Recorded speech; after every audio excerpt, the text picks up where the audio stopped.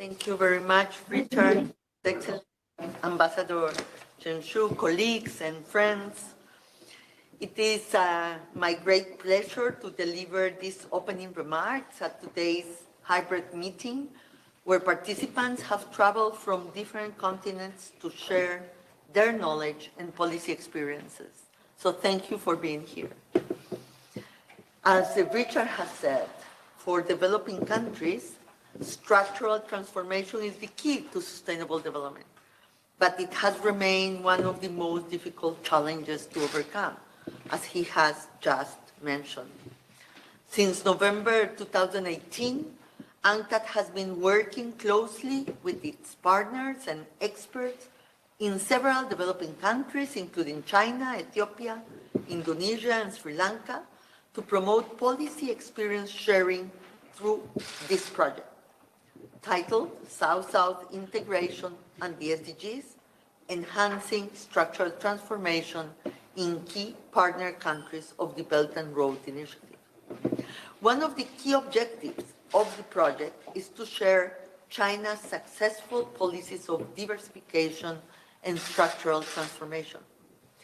The reason for focusing on China is not to suggest its policies are easily replicable elsewhere, but definitely it is important to share some key lessons and offer peer learning on policy experiences among developing countries.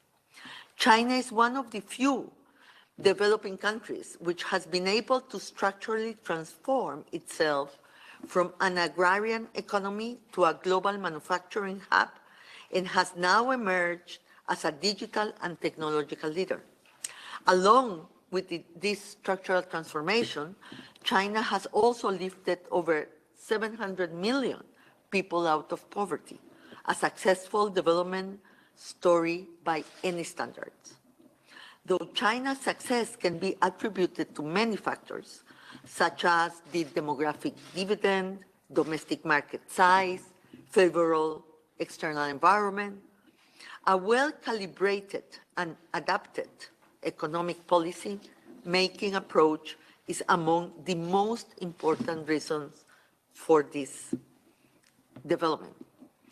The book that we are launching today has been prepared by our team using the policy papers prepared by the Chinese experts, identifying the successful policies of China in the areas of macroeconomy and finance, trade and industry, digital economy, and debt sustainability. In the past 3 years, despite the disruptions and challenges caused by the COVID-19 pandemic, our team has made tremendous efforts to conclude the project with fruitful outcomes. So really thank you to all of them and to all of you for this tremendous effort. We have produced over 40 research papers and reports, policy briefs, and 2 books have been completed. A series of international meetings, seminars, and webinars have been organized among policymakers and researchers. And to ensure the sustainability of the project, we have also established a platform which not only helps to disseminate the project outputs, but also promote policy sharing beyond the life cycle of the project. Those outcomes have significantly enriched the global development thinking and contributed to the development policy formulation in the pilot countries and beyond. Given the new development challenges posed by the COVID-19 pandemic, the project has also added the dimension of sharing policy responses to the pandemic shock. The case studies of several countries can, we hope, be a good reference point for other developing countries and will help in designing dedicated policy measures to address multiple challenges in the COVID recovery process. The project has delivered a dedicated study on mainstreaming gender in policymaking, in which we offered various recommendations to rethink trade and industrial policy through a gender lens to build broad-based structural transformation. This is really very important, especially given our commitment in the Bridgetown Covenant and in front of the board to really bring gender into trade and the related areas of UNCTAD. So colleagues, UNCTAD was born with South-South cooperation in our blood. The successful completion of the project again demonstrates our strong commitment and capability to promote South-South economic cooperation. Having said so, I would like to congratulate our team for what has been achieved and trust it will lay a new foundation for the future deliverables of UNCTAD in assisting developing countries to advance structural transformation and build diversified and resilient economies, and for sure to achieve the 2030 agenda. So, dear Ambassador, thank you very much for your support. Thank you for the collaboration in this project. And believe me, this is a very important step, and we have achieved very important objectives through our work with you and with all the team of researchers that have dedicated their time, their knowledge for this to have been possible. So thank you very much. Thank you very much, Secretary General. And can I give the floor to Ambassador Chen Shu, who is the permanent representative of the People's Republic of China to the UN here in Geneva. You have the floor, Ambassador. Thank you very much, Richard. Thank you, Secretary General Grispan, for your very warm and encouraging remarks. Dear colleagues, ladies and gentlemen, it's a great pleasure for me to attend today's event. So at the outset, I would like to, on behalf of my mission and in my own name, to express our warm congratulations on the successful conclusion of the UN Peace and Development Trust Fund project. Indeed, as the Secretary General indicated, the COVID-19 has inflicted serious economic and social impact on almost every corner of the world that made our life very much difficult. But in the meantime, life goes on, and we have to cope with this COVID-19, and we need to work together for a better world, for a robust, better recovery of the world economy. So today's event is not only timely, but also very important. It is another vivid example of how we can move ahead with reinforced endeavor, which is of crucial importance to cope with the COVID-19. So I'd like to take this opportunity to thank Secretary General Greenspan and her team and the project team of GDS, UNCTAD, who have long cared about and supported the project, especially bear in mind all the difficulties because of the COVID-19. I would like to thank our consultants and partners from the developing countries and welcome all the delegates participating today. Since its establishment in 2015, the UNPDF has supported more than 100 projects in Asia, Africa, and Latin America. It has made an important contribution to promoting international peace and development. The UNCTAD project is one of the good examples. Since its launch in 2018, the online UNCTAD BRI platform has been established, through which all key projects information, including nearly 40 research outputs and events, can be openly accessed. The successful implementation of the project has enriched the South-South cooperation and will foster peer-to-peer learning and sharing of experience among developing countries, as rightly indicated by the Secretary General just now. The new volume, China's Structural Transformation, What Can Developing Countries Benefit, to be launched today, is something to behold, which will tell the story of China's development from one aspect share China's successful experience and put forward policy suggestions on how China and other developing countries can learn and benefit from each other. So the process will, I'm sure, be mutually beneficial and mutually complementary. Dear colleagues, the year 2021 is of special significance. It's kind of a milestone in the history of China. We celebrated the 100th anniversary of the Communist Party of China. Over the past 100 years, the Chinese people has made tremendous efforts under the leadership of the party in self-reliance through hard work. And China's economy and people's livelihood have reached new heights.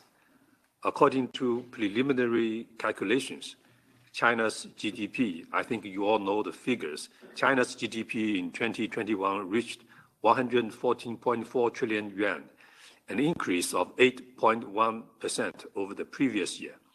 China's GDP is estimated to account for more than 18% of the global total and contribute to some 25% of global GDP growth.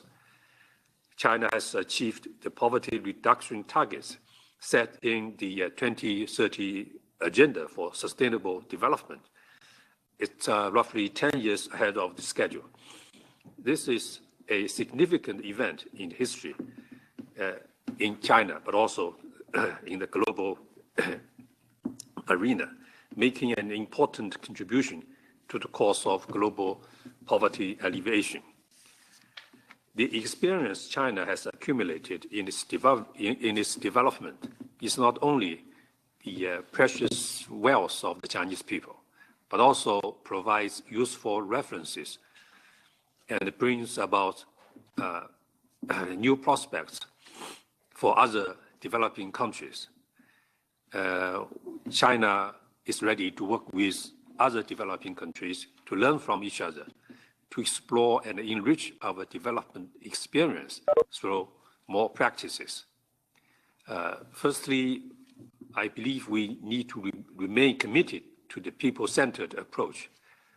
We always take the people's aspiration to live a better life as the focus of our efforts to ensure and improve people's well-being, protect and promote human rights in the course of development. Over the years, we stick to the notion that development is for the people, depends on the people, and its fruits should be shared by the people. I mean, the deliverables is one of the most important benchmark. So like Deng Xiaoping once indicated, don't care about color of the cat. As long as it catches mouse, it's a good cat. So the deliverables for people have a better life, that is an important benchmark. So with this in mind, we continue to enhance our people's happiness, fulfillment, and security, and pursue a common prosperity for all. That is the policy, especially in the mountains and the remote areas. The basic supplies, I mean the housing, food, education, and medical care for everyone. That is the fundamental starting points. Second, give top priority to development. We take economic development as the central task, adhere to the strategy that development is the overriding principle, pursue the vision of innovative, coordinated, green, open, and shared development, and strive to achieve higher quality, more efficient, more fair, and more sustainable development. That is to say, we have incorporated our major pillars of social development, economic and social development. That is the green development. Because before that, we have 4 major pillars. That is the political, economic, social, and national defense. Now we have the 5th pillar. That is the environmental protection, green development. Third, to continue to open wider to the rest of the world, we adhere to the fundamental national policy of opening up for the last several decades. I think this policy will remain to the future, in the future. We actively participated in international development cooperation, focusing on jointly building the BRI and work with other parties to create new platform for international cooperation and to add new impetus to common development of the world. That is just one additional point. China recognizes itself as one component part of the current world. I think it started from, maybe if my memory serves me, starting from the 16th Party Congress. Now this year, in the second half of this year, we are going to hold the 20th Party Congress. I think it's the 16th Party Congress. Instead of saying we are going to build a new international economic and political order, but instead we say that we are ready to working together with all parties concerned to make the current international political and economic order to be more favorable to developing countries. So the formulation change is very slight, but it carries a very important significance. That is, we recognize we are part, you like it or not. We have nowhere to hide, to escape. China is part of this current world.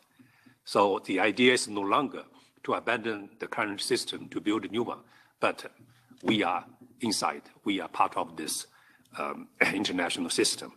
So that is, you will find that we have been try our best to make contributions to this world.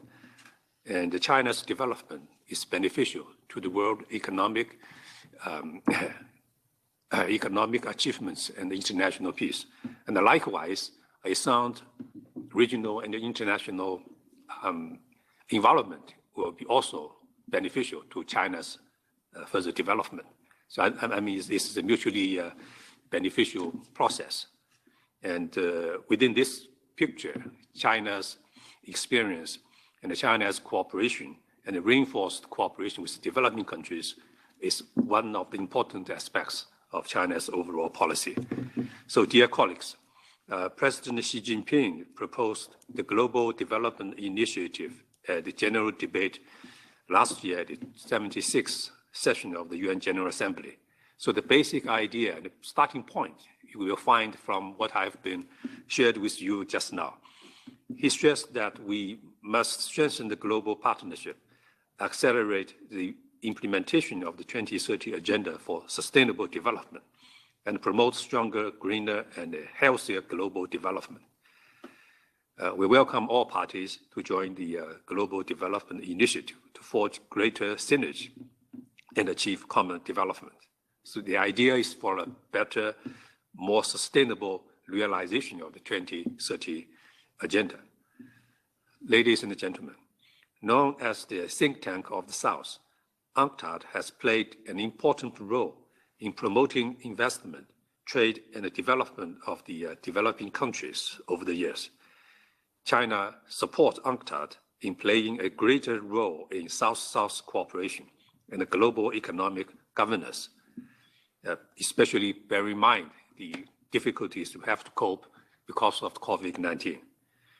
China is ready to use the UNPDF as a platform to deepen cooperations with UNCTAD and create an enabling environment for developing countries to accelerate the post-pandemic recovery and the implementation of the 2030 Agenda for Sustainable Development.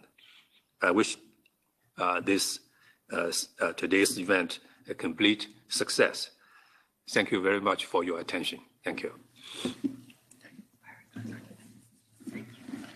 Ambassador, thank you very much indeed for those remarks. I should just add that green development, as you rightly point out, President Xi has made that a new and very important pillar of the Global Development Initiative, and we will continue to work on the Belt and Road project with a new project on greening the Belt and Road that we have launched this year. So I would like again to thank the Chinese government for the support that you are giving to the work that we are doing in terms of enhancing South-South cooperation in these very important initiatives. Thank you very much. I'm going to ask now my colleague Daiwei Wang to give a brief presentation on the contents of the volume that we are launching this morning. Dai Wei, you have the floor.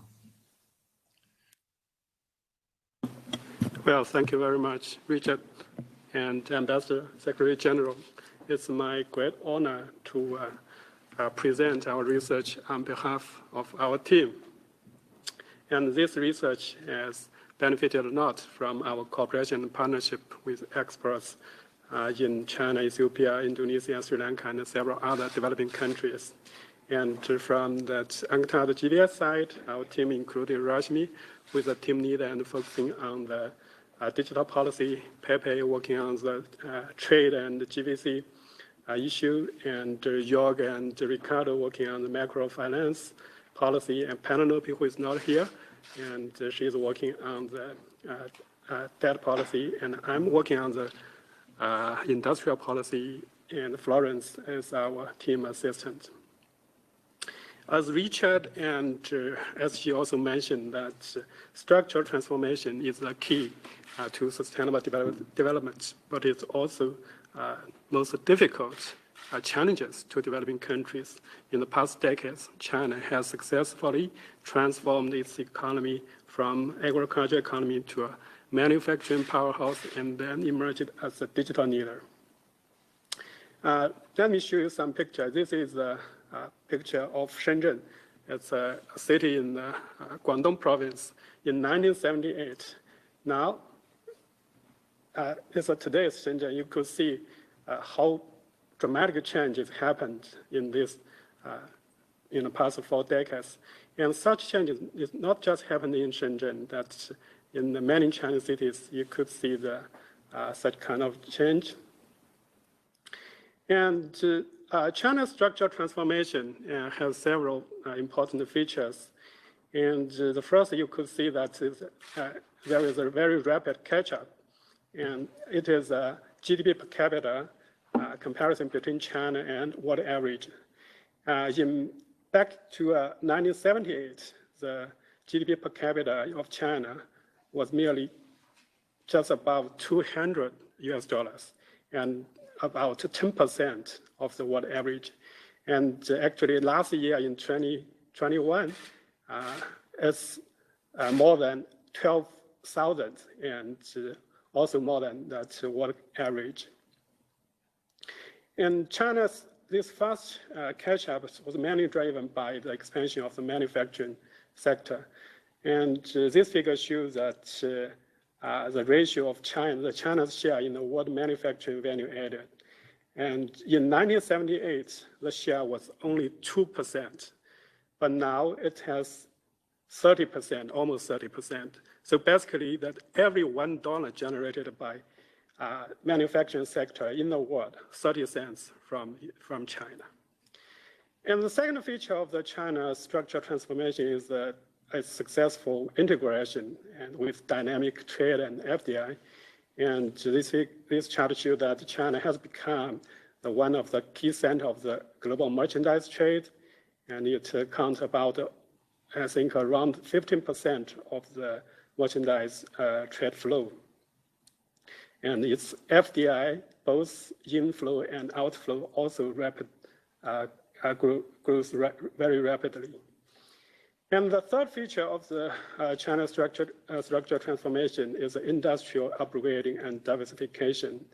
And this shows the economic complexity index, which developed by Harvard University.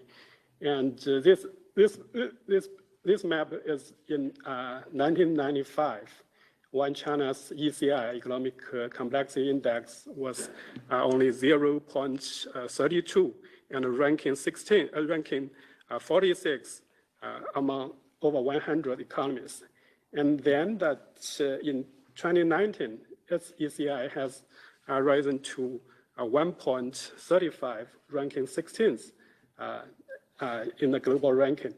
And you can see that, and from 1995 to 2019, the most phenomenal change happened in China, and followed by India and several other Asian developing countries.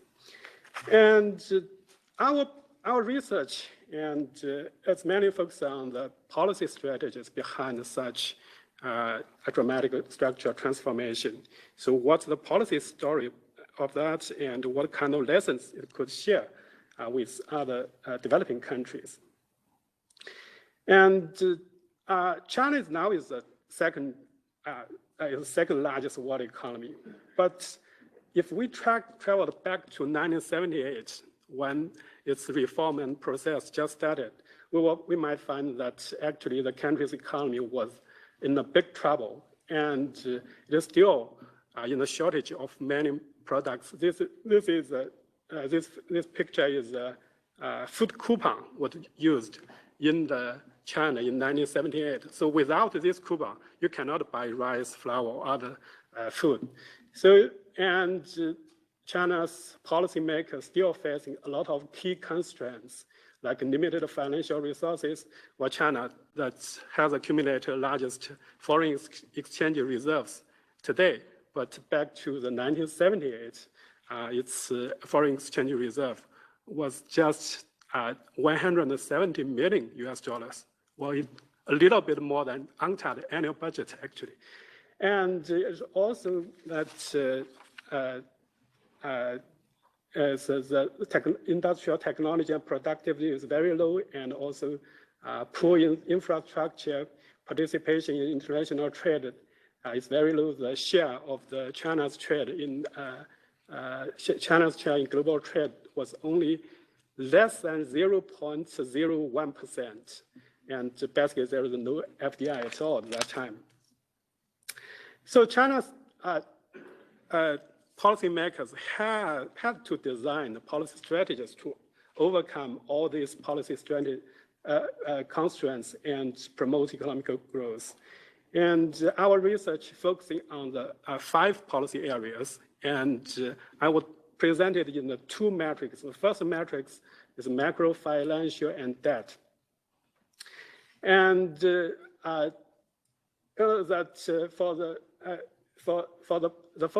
the first component of this matrix is macroeconomic management, and the first objective of China's macro management is to mitigate macroeconomic fluctuations, and it was quite successful. And through this red line, we could see that in the past decades, from 1978 to 2018, China's real GDP growth was not just rapid, but also quite stable. And the below chart is a comparison between China and Korea and Japan during the high-speed growth period. We can find, and the fluctuations is much less than Korea and Japan. And China has managed to do so mainly through 3 kinds of policy measures. The first is the counter-cyclical policy measures like monetary or fiscal policy, and also the administrative orders and accompanying with some institutional reforms. And the second element of this component is about maintaining the stable exchange rate. China has reformed its exchange rate mechanism several times, from a fixed exchange rates to the more floatable, but generally it maintains quite a stable exchange rate, which would be good for trade and FDI. And lastly, China, despite the very successful integration, China still very carefully managed its capital account liberalization. So try to keep the balance between the attracting FDI and investment, but also try to limit the full loose capitals and avoid the potential risk associated with hard money. The second component of policy matrix 1 is financial reform. That through years of reforms that China has rebuilt its commercial banking system and established a capital market, and so that it would be able to provide long-term investment finance to support economic development.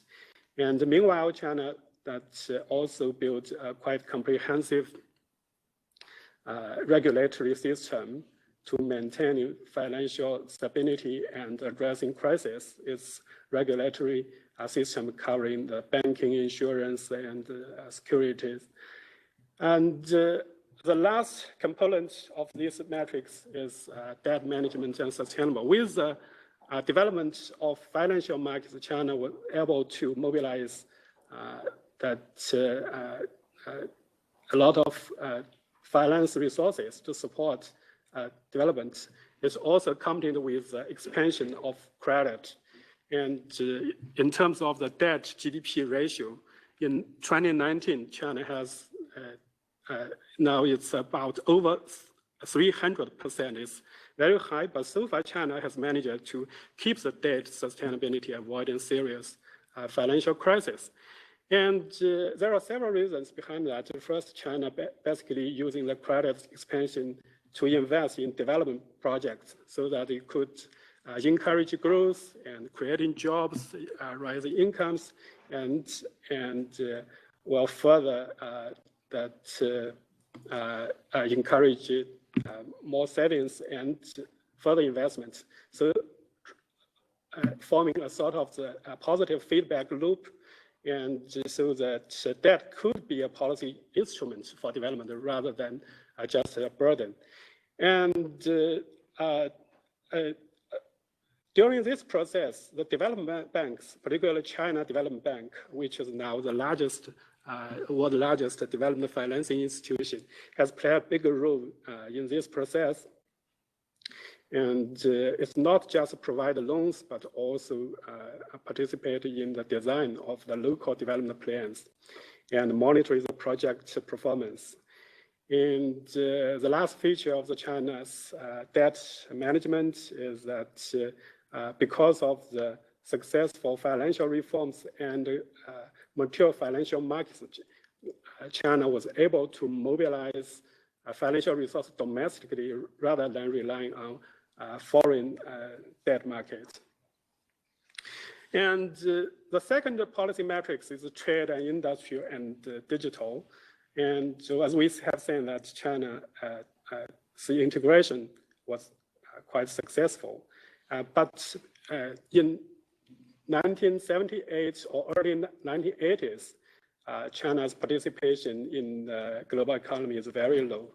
Well, that as mentioned, the share of the trade is tiny, very tiny. And besides that, the export structure of China is also very narrow. Half of the China's export in early 1980s was primary products. And China tried to integrate itself in the world economy basically through two ways. First is that participating in the GVCs through processing trades and gradually climbing the value chain ladder, because we know that participating in value chains does not automatically generate industrialization and development. But China keeps upgrades its process trade strategy and climbing the value chain ladder. And also, China tried to promote FDI, put a lot of efforts to promoting FDI, but not just encouraging the FDI inflow, but also try to regulating and guiding FDIs into the productive sector so that to support its industrial development. And through that, both the GVC integration and evolving process trade strategy and also FDI strategy, China has become the major trading that power in the world, and its exports is not just large in the volume, but it has been very diversified. We can see that this chart shows that the structure of the China's exports in 2019 is very diversified and include a lot of technology-intensified products. And through that successful integration, that China has become the major surplus country since early 1990s, and it has helped China to accumulate a large foreign exchange reserves, and which assist them to tackle external shocks as a sort of self-insurance mechanism. And during this process, and its industrialization was also developed very rapidly, and actually that China's industrial policy and its trade and FTI policy is a sort of the mutual affairs process. The industrial policy, in my view, has been situated in the center of the China's structural transformation strategies. And since the 1980s to now, that's were very comprehensive. A lot of policy measures was deployed. We probably don't have time to explore the details, but I just would like to highlight there are two key elements of China's industrial policy. The first is structural adjustment. The development is a dynamic process. The Chinese government monitoring this process closely and always ready to change its policy focus and priorities. For example, in early 1980s, the priority area industry is the textile industry, and in 1990s was the automobile industry, and now it's shifted to the high-tech industry. And the second element is technology advancement. China has set up very high ambitions to promote technology advancement for its industrial sectors, and it keeps increasing R&D and building the innovation system and so on. So I think that these two features basically is two key constant themes for the China's industry policy. And the third component of policy metrics two is the digital transformation. That in the digital age, China also developed very comprehensive policy strategies to promote the country's digital transformation. There are several phases. The first is the big push through the public investment to promote digital infrastructure, and then encourage the internet economy integrated with the real economy, and then further build capacity and develop sector-specific transformation process, policies. And China is, we all know that data is a new field of the new oil in the digital economy. China has developed also developed quite comprehensive data governance policies. And through the digital transformation strategies, China has been emerged as one of the key digital leaders in the world. We could see this China that in terms of several indicators for digital transformation, China even outperforms the OECD countries. So I have just sort of outlined that the key elements of the China's policy strategies to promote structural transformation. And well, that beyond those sort of the policy metrics or details, I also would like to mention several key lessons or the philosophy or methodology behind the China's policy making. Well, there are several key points. The first is pragmatism, and Ambassador Chen also just mentioned there is a very famous quote by Deng Xiaoping that it doesn't matter whether cat is black or white, as long as cat mice is a good cat. So that also explains a lot of China's economic policy are highly local, location, and time specific. And the second sort of the principle of philosophy of China's economic policy making is gradualism and experimentation. And China is very unique in many aspects. And back to the 1978, no one in the world had ready-made knowledge or experience to know how to build China's economy. Nobody knows. And Deng Xiaoping said, okay, let's cross the river by grouping for the stones. And so China's policy strategies, including a lot of trial and error. So that's experimentation is another key feature that, for the China's policy making.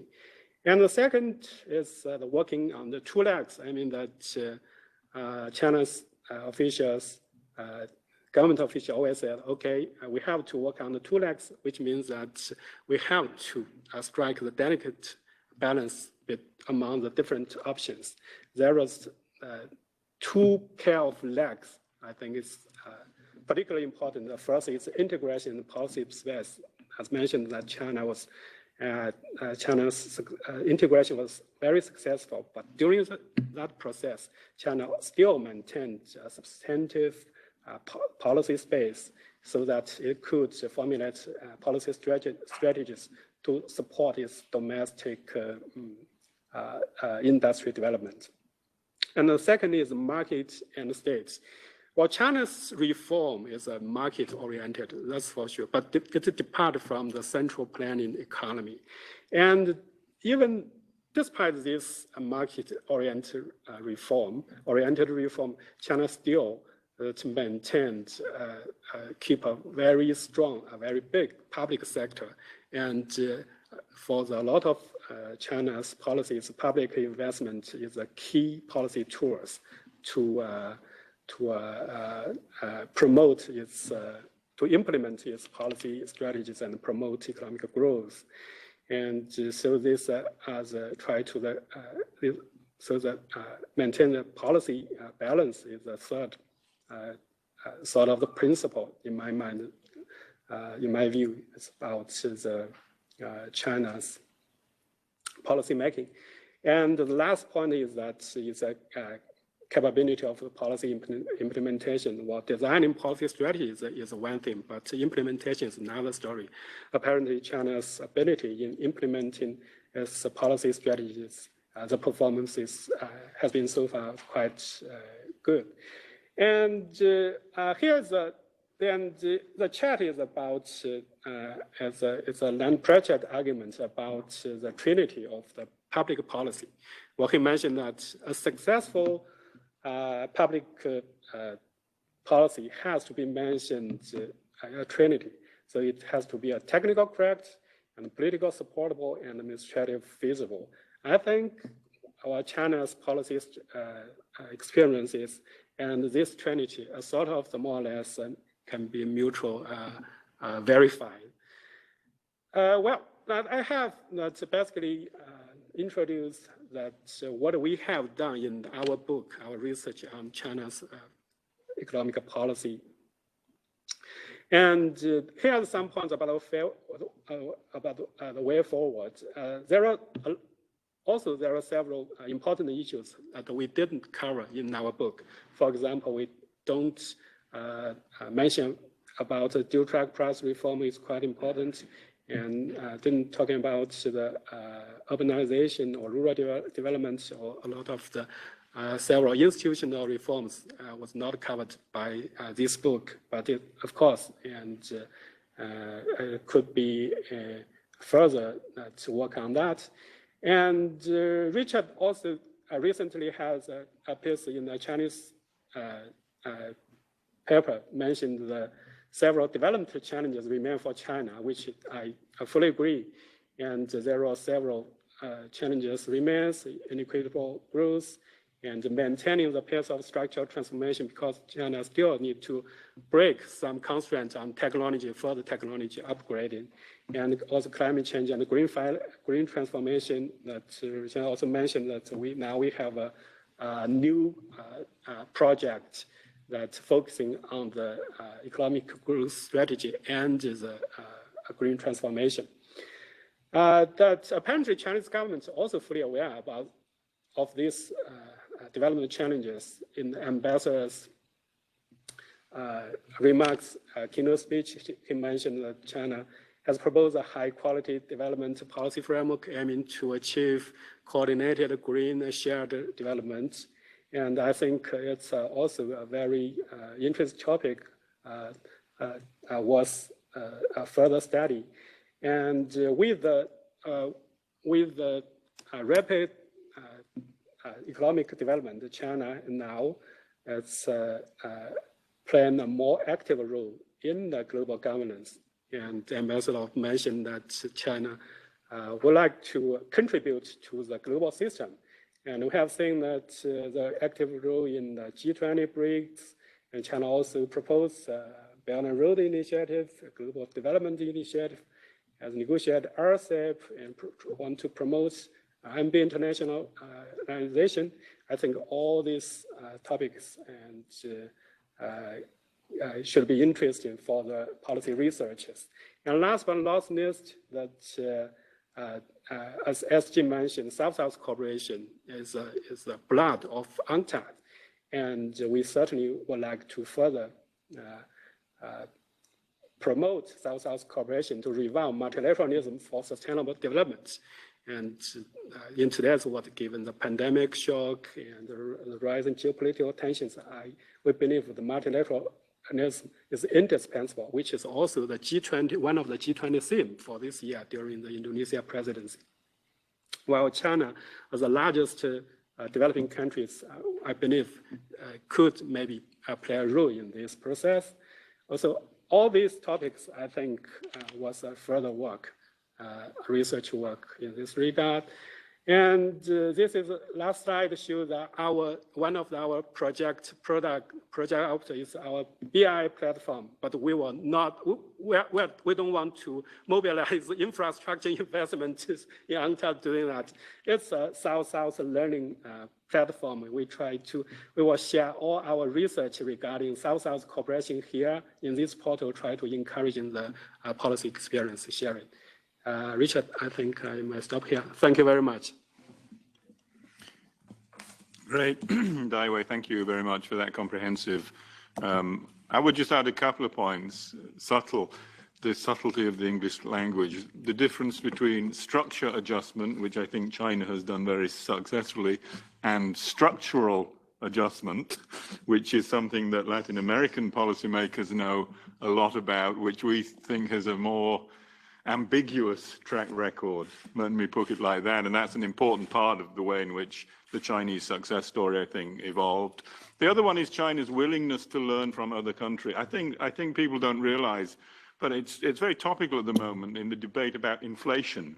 And inflation was a major concern for China coming out of the experience of the Civil War and the war itself in the 1940s. And China took a lot of lessons from the United States when it comes to price controls and the effective use of price controls in stabilizing the economy and providing the basis for the kind of diversification experience that Daiwei has talked about. And I think people don't recognize that China itself was very open to learning from experiences both in the advanced economies and in other developing countries in terms of generating its own success story. And I think those are important lessons for other countries to take as well.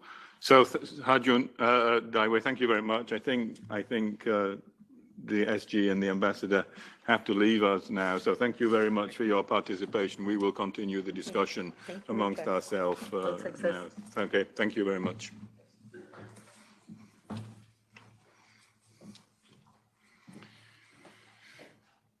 So we'll continue. We have, unfortunately, our colleague from Indonesia has technical problems. I think he will join tomorrow. Is that right, Daiwei? But we have two discussants to continue with our session this morning. And so I'm going to begin with Chenika Watigama, who is on my right here, who is the Director of Policy at Icta in Sri Lanka and was a participant, of course, in the project that we're discussing. So let me give you the floor. Thank you very much, Director. It's an interesting thing when we were first invited to this project. There were multiple reasons that was behind we joining this project. In a way, there cannot be a better moment for us from the Sri Lanka point of view to be a partner of a project like this, because we were supposed to do a study on the digital economy of Sri Lanka. And I represent the Information and Communication Technology Agency of Sri Lanka, which is the apex body for the information and communication technology. And we had a new government in 2019, and one of the priority areas of that government was to build up to make a digital transformation of the entire country. This is far bigger than any other governments have ever thought about before, like to give the right emphasis. President himself has taken the portfolio of information and communication technology, and that is the only portfolio he has taken other than the defense. So you can imagine the importance. So we were given the Information and Communication Technology Agency has been given a very sizable mandate of guiding the country on its digital transformation in 3 pillars. In one, we have been looking at digital government. The second one is digital economy, and the third one is digital services. So this project was directly related and aligned with our digital government efforts. And it was also interesting, we were to learn from China. Sri Lanka has an interesting history of learning from China. And I can give you one good example. This lion is a very famous artwork from 13th century from Sri Lanka. But if you see this lion very closely, you see there are features that has come from the Chinese lion, rather than like, I mean, one would guess we have been like somewhat nurtured from the Indian culture, but this does not have any features of the Indian culture, but the Chinese culture, which had been far away. Like there are many such examples that I can give you, and Sri Lanka was probably the only country that Admiral Chen Shu visited all 7 times in his voyages. So this relationship has been very old, and this is a new way of learning from the new China, and it is a different economic, social, and political model that we have to learn from China. We are not a very large market. We are a market of 80 billion US GDP. So how can this country learn from China, which is a far bigger country and which has a far bigger market? So like not everything that China does can be replicated in Sri Lanka, and we have to figure out what can we replicate in Sri Lanka from the Chinese experience. Again, in the project we have learned there are lessons for us, not just from China, but from the other countries that joined the projects as well. Like say, for example, we have learned a lot from Indonesia. Right? We have learned from Pakistan, we have learned from Ethiopia. Right? We have learned from the other countries. So what are these lessons? One thing is the way to take in digital economy, how to build the digital economy. As you may know, right now Sri Lanka is facing the biggest challenge in its post-independent history, the biggest economic challenge in its post-independent history of making its debt restructuring. So in a situation like that, how can we promote and how can we implement the digital transformation? So that was a big question. So there are people like many economists right now are very negative about the future, very negative about the future, because like it's a challenge so big that some of them even can't see the solutions. But on the other hand, we in this digital economy part somewhat see the light at the end of the tunnel, because digital transformation is probably the only way for a country like Sri Lanka to get out of the challenge it faces today. Because we need something to happen quickly. We need something to happen quickly. We need the revenues fast. We need the transformation that to happen within 2-3 years. And the possibilities, only the digital transformation. You cannot think about the industrial development. You cannot think about the other sectors. They take much longer. So this is the ideal opportunity for us to study about how to develop the digital economy in Sri Lanka, and a very good opportunity to learn from the other countries. Right? And as a part of this study, we have for the first time calculated the size of a digital economy in Sri Lanka. We have given the sizes of the digital economy in Sri Lanka, economy in some other countries in this publication. In this project, we have calculated for the first time that digital economy in Sri Lanka is still 4.37% of GDP, and it is not much compared to the GDP contribution of the digital economy in China, which is 30%, and in many other developed countries.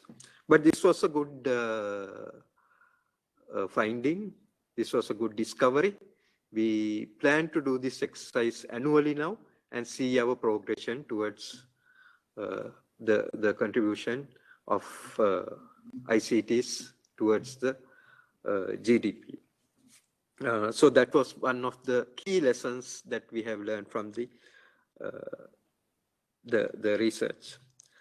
The other things that we have learned from the project were like from the emerging technologies that we can see from China, like say, for example, artificial intelligence, digital commerce,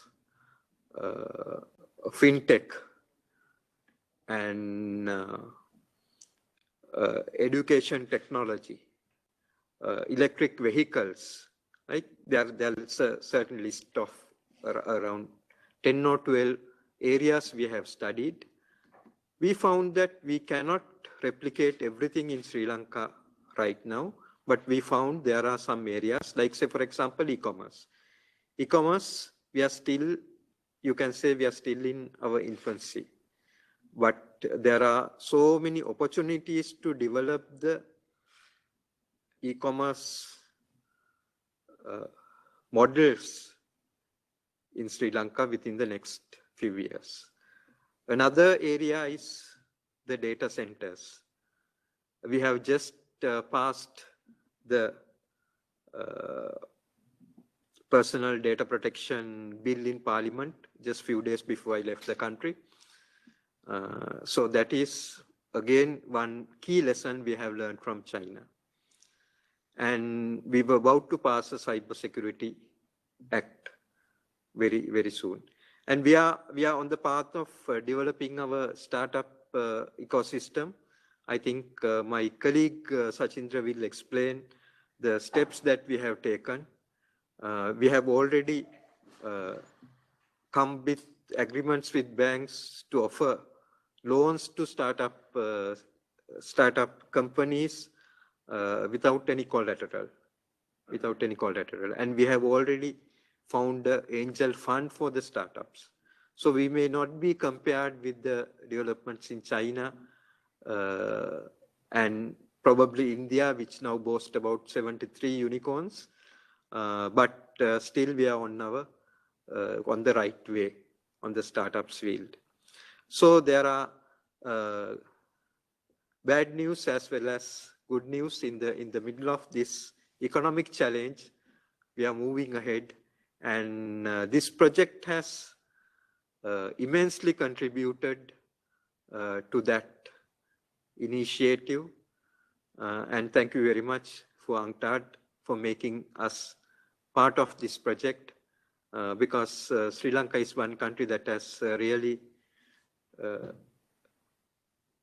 learned something as well as benefited from the project.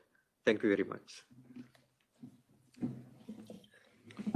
Thank you very much, Janika, for that account of your role in it and the benefits that you've gained from that. I think that's particularly encouraging for us as well in terms of the value of the project. Let me now give the floor to Firu Waldeas, who is the lead researcher at the Policy Studies Institute of PSI in Addis Ababa in Ethiopia. You have the floor now. Thank you for coming. Thank you, Richard. As previous speakers have outlined, China has sustained economic growth over the last 4 decades and enjoyed a structural transformation. Ethiopia, which started a sustained growth around 2003, has a lot to learn from China's structural transformation. And the project South-South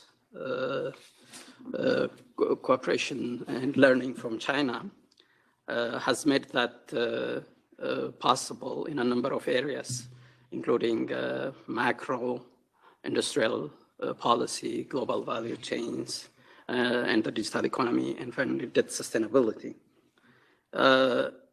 Ethiopia's growth, when it started, is mainly driven by investment, similar to that of China's. In a sense, there are a lot to sort of glean from the Chinese experience. Again, similarly to China, we have had a significant reduction in the share of the agriculture to GDP in transition to the non-agricultural sector, but at a lower level. Considering China has been growing for a long period, this gives us an opportunity to look into how they have successfully overcome some of the challenges that we are facing today. And one of the difference in terms of the development process of Ethiopia vis-a-vis China is a composition in the non-agricultural sector. In Ethiopia, growth has relied mainly on the construction industry in the non-agricultural sector, as opposed to the Chinese experience of manufacturing sector that's export-oriented manufacturing sector. And the most important part of the sort of the question we've identified through this research is answering the question, why? Another important point is the orientation of the growth, which is in Ethiopia's case mainly focused on the domestic economy, whereas in China's case, it's there's export as a share of GDP has also been growing, which is another point that we've explored why these differences have happened. One of the findings we have is that a lot of the investment that spurred growth in Ethiopia is mainly financed by external borrowing. That was not because of the lack of the low levels of development in the financial market in Ethiopia. And so that has created a condition of imbalance in the macroeconomy that have actually threatened the successful development of the export-led manufacturing sector. One area in that is we have had a high inflation as opposed to China, and this has led to real exchange rate appreciation that has made the manufacturing sector less competitive at the global level. Second, China, to begin with, has a better capacity to engage in the global market, whereas Ethiopia has to rely on FDI to fill this gap, which has its own interest and has not aligned with the objectives of the government as set out in some instances. So there are questions, although the FDI has improved, whether it has benefited as much as it was hoped for. The last point that we have noted is the underperformance in managing public investment in Ethiopia vis-à-vis China. This is particularly related with having a more market-oriented arrangement in financing the government rather than through state-led banks, which are not competitive. So some of the key lessons we have identified is, first, managing the economy proactively in a way to enable the manufacturing sector to prosper is a key lesson. In particular, the use of monetary and fiscal policy to create a macroeconomic condition that's suitable for the private sector, as well as administrative measures to curtail the economy from hitting. The second is competitively managing public investment by devolving the decision-making process to the local levels. And finally, we have seen the important use of utilization of special economic zones and skill development as key to success in structural transformation. Thank you, Richard. Over to you. Thank you very much, Firu, for those comments. We have some time left for questions and comments. We have some questions already from the floor, and I encourage people to add further questions or comments to the discussion. There's a couple I have so far. One is specifically to you, Chenuka, about how has Sri Lanka tackled the challenge of building digital skills, the question of capabilities and capacities, and that might be a good place to start because it has lessons for others. There's another question too about China's priority to the environment and how that has contributed to structural transformation.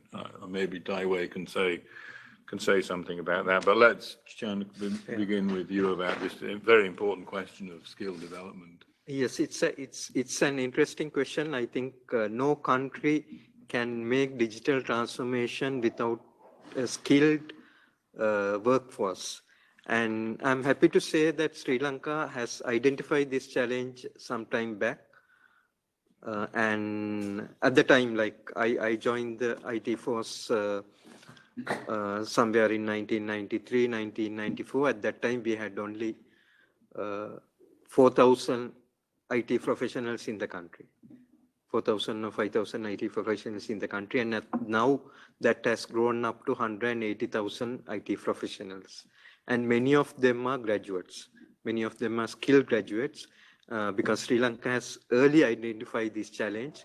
And we have a target now improving that number to 300,000 by 2025 to make the IT BPO industry $3 billion industry in 2025. We think now we should go up to 5 billion.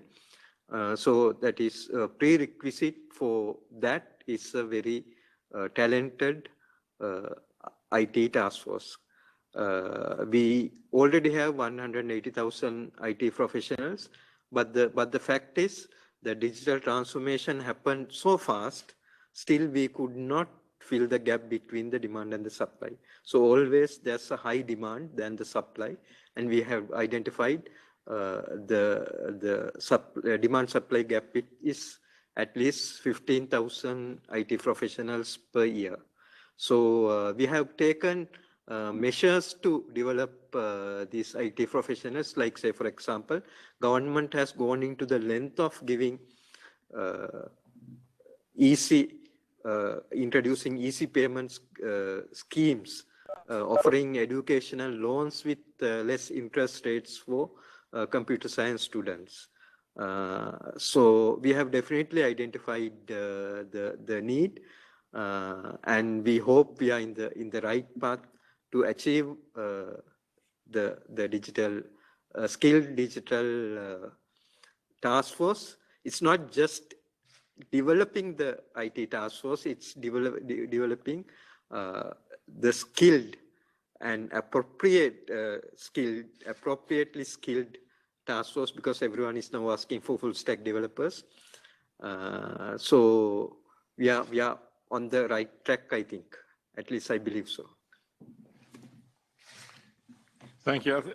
I'll just pose a question as well. I mean, and so you can think about, really, for you, Firu, about the role of export processing zones or free trade zones, which China has used, and I know it's important in the Ethiopian model. There's a lot of bad experiences too worldwide with export processing zones and free trade zones. They remain kind of islands with very few linkages to the rest of the economy. And I just wonder where you stand now in terms of the experience with export processing zones, and how you weigh up both the opportunities but also the risks that come with that. So maybe, before you answer, this question, which is, as I said, an important one for us, about how green or how the climate challenge interacts with the issues around structural transformation, and because everyone's going to have to deal with that challenge over the coming decades, and we can't ignore it. It's important, but we have to find a way of dealing with the climate challenge that does not disrupt the traditional development challenges that developing countries face, and particularly the challenges around diversification and structural transformation. It is important to China, obviously, so maybe Daiwei, you could say something about that. Thank you, Richard, and also thank you for the question. That, as I mentioned during the presentation, China's structural transformation or its economic growth, mainly driven by industrialization, in particular, its manufacturing sector. And of course, the rapid industrialization has been always accompanied with environmental concerns, environmental degradation. That is also the case for China. Actually, in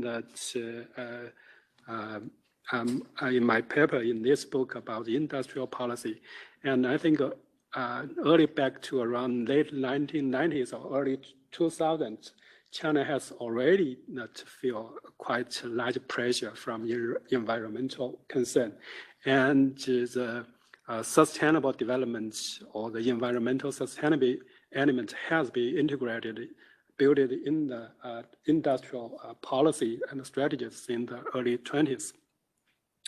And but in recent years, particularly in the last decades, China, I think, shifted its policy priorities greatly to the green development, and it's a high quality development framework. There are 5 pillars, and one of them is green development. And this book has focused on this greatly, but I truly believe that it will be one of the most important issues for the future research work, and particularly given that Richard mentioned the challenge from climate change, and China is now the largest emitter country in the world, and the government has set a very high ambition climate goals and try to pick its emission by 2030 and reach carbon neutrality that by 2060. I think it's not just a climate goals or climate strategy.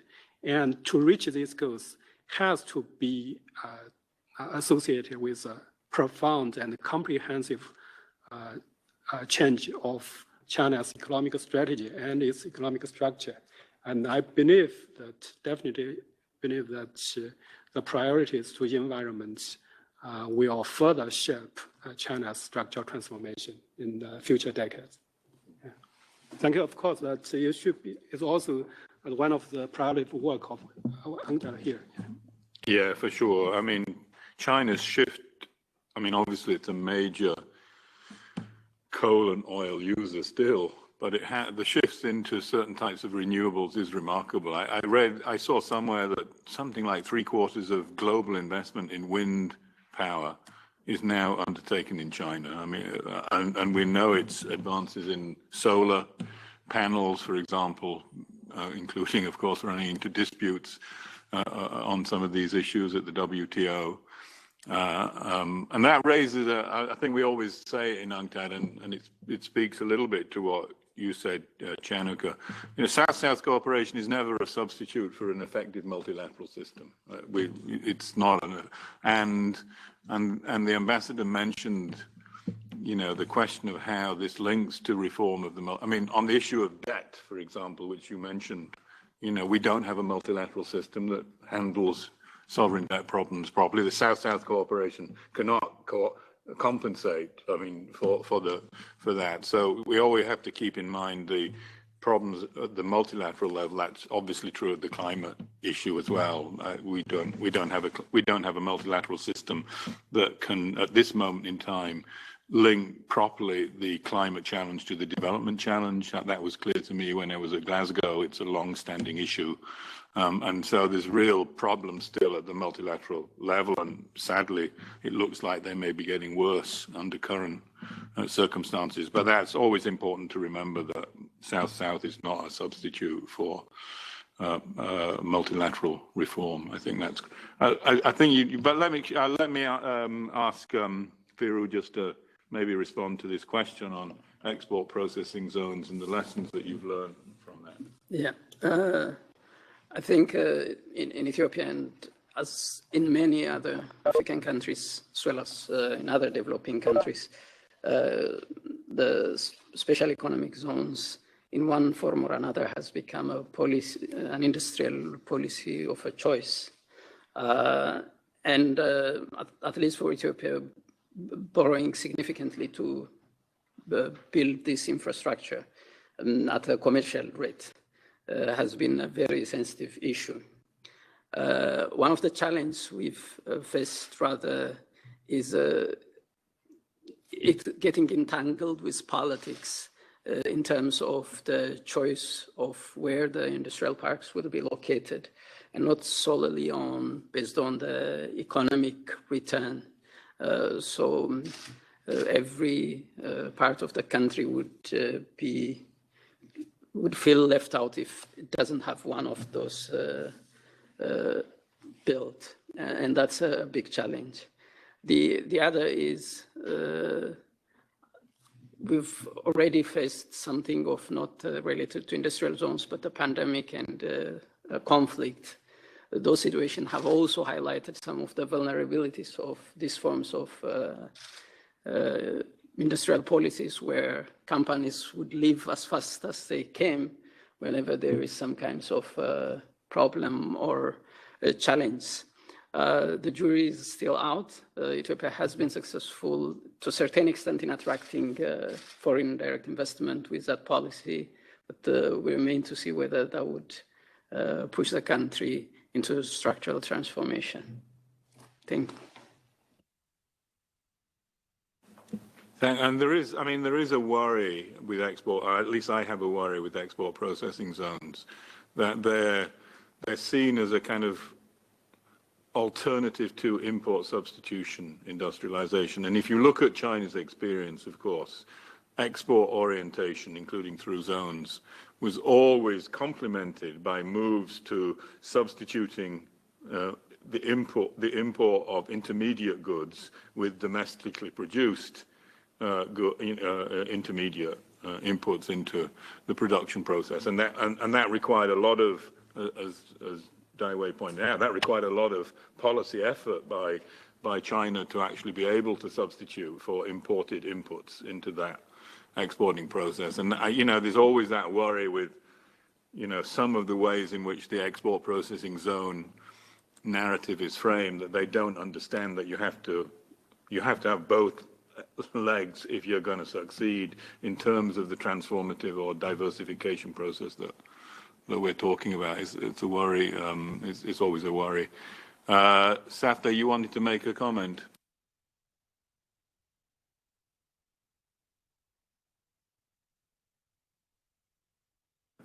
Yeah, okay.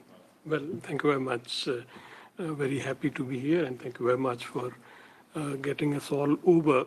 And while we talk about and celebrate the end of this really very successful project, we also have learned that there's a kind of a successor project through climate lens. My question is more towards Mr. Wang, that was spoken about the new high-quality development framework, which where climate is an important part. If we look at the latest 5-year development plan of China, and if you go through the main chapters, it's very high on culture, on cooperative development. So what I wanted to ask was that, what do you think in the coming years, now as the climate can be interpreted on the one hand with help of industrial restructuring, that now you want to have such industry which would pollute less, energy use, etc. But then there is another leg of sustainable production and consumption, which links it with the social policy objectives, with redistribution, and Chinese government is going heavy on against the corporate giants, for example, the competition policy and its implementation. And the investor also talked about the Communist Party, about the people-centric developments.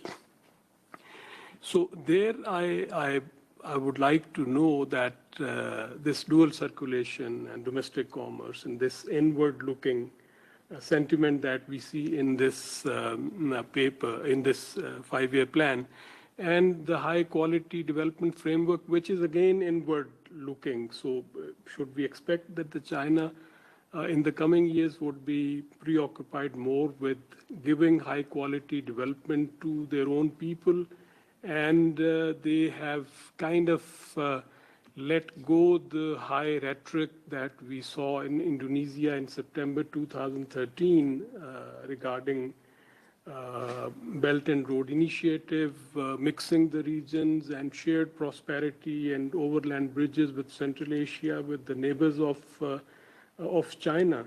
And now they're saying that, okay, fine, we are part of an international order and we would contribute our part on that. So have they really scaled down on coming up with another development model in the neighborhood? Thank you. Okay, thank you, sir, for the question. That's a quite complex and a comprehensive question, including so many elements.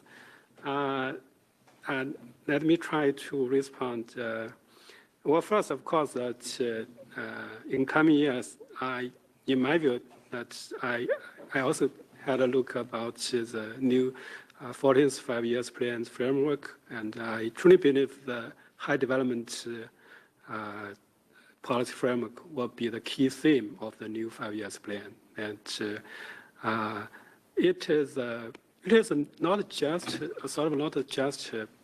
policy strategies, but actually sort of the theme could be a shape for the all-around policies. Economic policies, social policies, as you mentioned, that the environment policy is not just about environmental issues. Actually, China mentioned there are five pillars of this. Shared development, which means that common prosperity about the social policy issue and the green development and several others.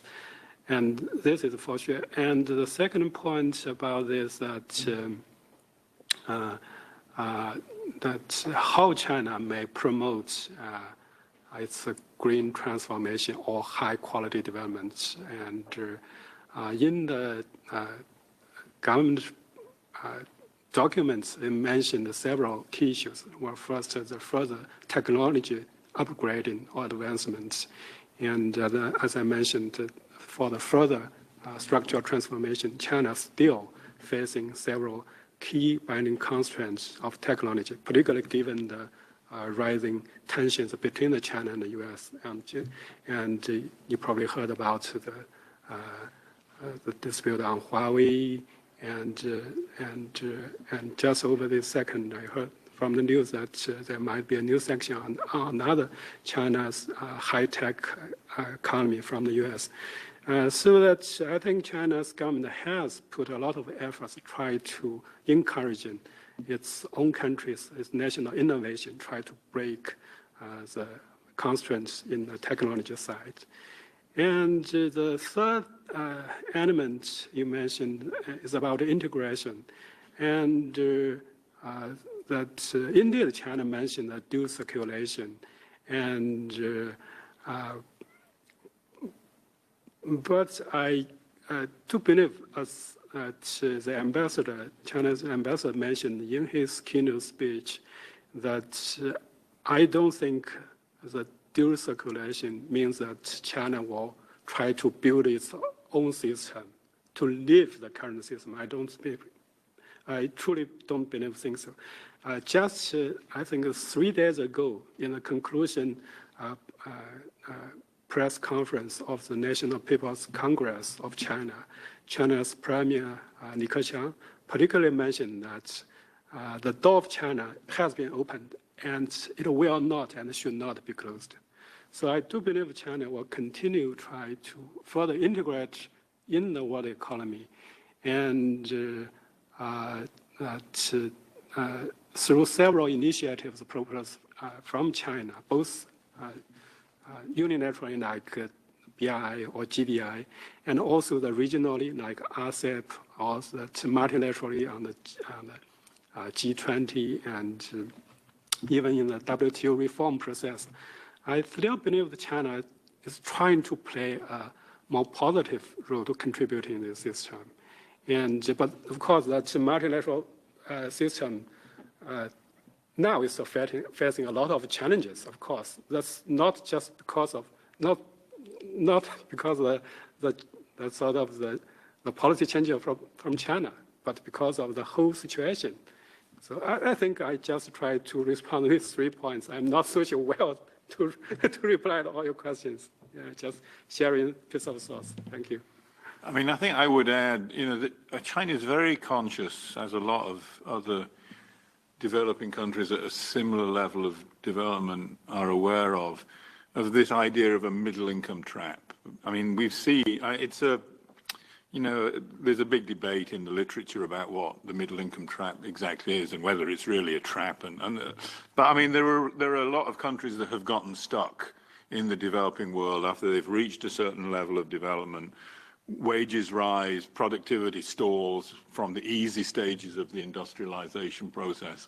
And that's been difficult for countries to manage those relationships. And China is very conscious of that, clearly. And wages have risen hugely in China in some of the traditional industries that in the low-skill, traditionally low-wage industries that China has captured on a huge scale. I mean, the figure for China's share of manufacturing value added is in the global economy staggering when you look at it. And of course, other developing countries have to some extent suffered from that. They have not been able to match that kind of performance. I think the opportunity now is, as China tries to develop the high quality development, that means to some extent it's going to forego some of those traditional sectors. It becomes less competitive in those sectors. And it's a real challenge, I think, for many countries, including on the Belt and Road, whether they can find the right policies that can allow them to more effectively enter into those sectors that are a necessary part of the transformation process that we're talking. I think that's a real challenge. I think it's obviously incumbent not only on the other countries on the Belt and Road, but also on China to make sure that kind of model takes hold. You know, there was a big debate, as you probably know, back in the 90s about the flying geese model in East Asia, which again was a little bit mechanical, really, when you look at it, but had an important element of truth in it too. And I think those kind of dynamics, I think, will be critical to an effective Belt and Road strategy as we move into the, beyond where we are now, and as Dai Wei, I think, rightly said, in a multilateral world that is becoming increasingly difficult for many developing countries, given the way in which advanced economies are kind of seeing everything as a threat to them, basically, rather than an opportunity for cooperation. So I think those are. We're running out of time. There is one last question, I think, from Damika from the floor. So if you could maybe raise your question, and we'll have to close up after that. Sorry. Thank you, Richard. Thanks for the opportunity. Actually, let me, without taking much time on the preamble, I'll get into the issue. Now, in this whole discussion, I think, are we, basically looking at the scales? Now, when you try to draw parallels, the Chinese experience with the rest of the developing countries, the domestic as well as the international market, and then whether the scale matters in this whole, game. And I mean, I am from Sri Lanka, for example.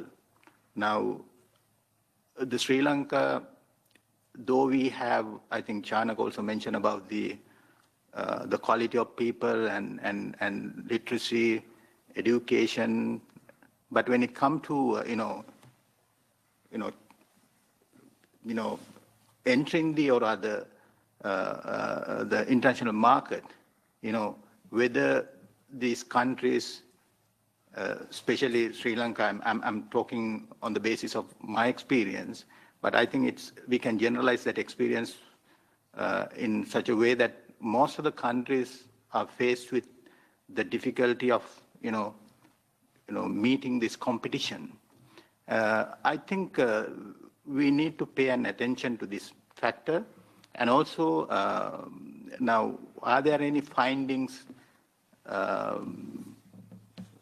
emanated from this the study, and are there any knowledge that we can gain on the basis of findings of the researchers during this the project?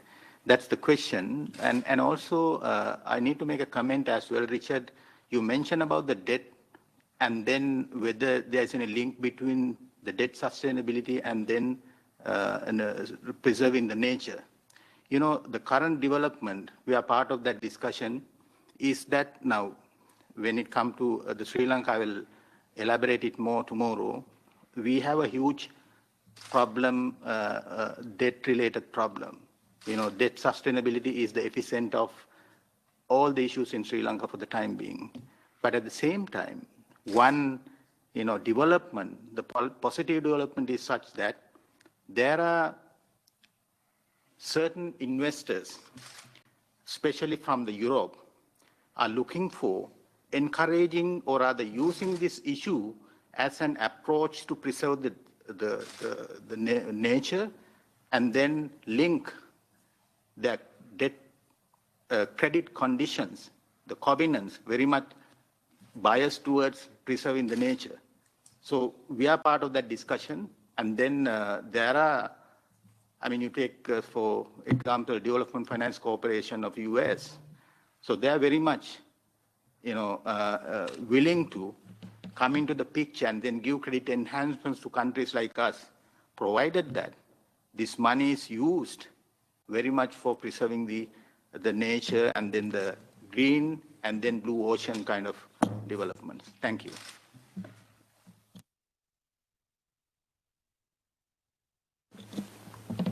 Well, the debt issue, I think, will come later. Debt for nature swaps, which, have become... We're doing some work on the question of debt for nature swaps and whether they do...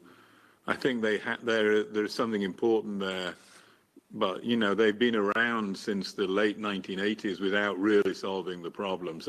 There are some, I think, structural issues around debt for nature swaps that we do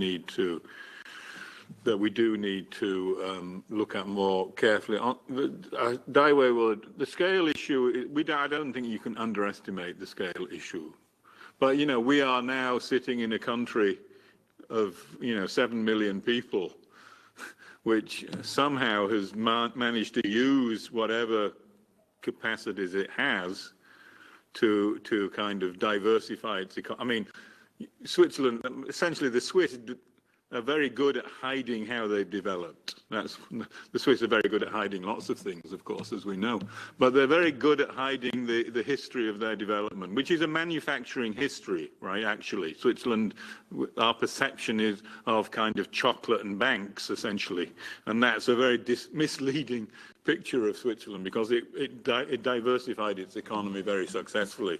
And policies mattered to the Swiss story. Policy space mattered to the Swiss story. Abusing intellectual property rights mattered to the Swiss story too, actually, which they don't like to talk about very much now. So, but there's a lot of I think scale is tremendously important, but policy is important as long as the countries have the space to be able to fashion policies linked to their particular circumstances. And that again brings in the issue of the multilateral system, whether the WTO, in fact, allows for that. I mean, you can't ignore that side of it. So it's all, somehow all these factors about cooperation, scale, state, the role of the state and its ability to fashion policies, all has to figure, I think, at the end into the fashioning of successful stories. But I don't think we want to China's scale gives it a unique quality that obviously a country like Sri Lanka cannot replicate. That's clear. Daiwei, I don't know. Yeah, I don't have much to add, but I totally agree with what Richard said, that, of course, actually in the opening remarks of the SG, she also mentioned, of course, China's success could attribute to many factors, that the huge domestic, large scale of the economy, domestic market certainly is an advantage of China, of course. That, but through our study here, we still believe that the policy strategy implementation play an essential role. Otherwise, before the 1978, China's size is also very big, but the country's economy was in a big trouble. And in 1978, as mentioned, the half of the Chinese export, though very small, and still half of the small exports are from the primary products. China's industrial products cannot compete, it was not competitive in the international markets. But now the huge change was happening. And so I think such a dramatic transformation mainly benefited from that proper policy strategies. Well, I think that's my, Thanks, Daiwei. Look, unfortunately, we'll have to close. Is that I'm right, Rashmi? I don't want to do anything I shouldn't be doing. I think we have to close up now. I think there's lots of issues that have been raised here that will resonate across the subsequent discussions that we're going to have on this. So let me just thank everybody for participating. Thanks to Chenuka and for the contribution to Fayo too. So I guess we will continue this discussion in the subsequent sessions. So thanks a lot, and we'll see you this afternoon. Thank you.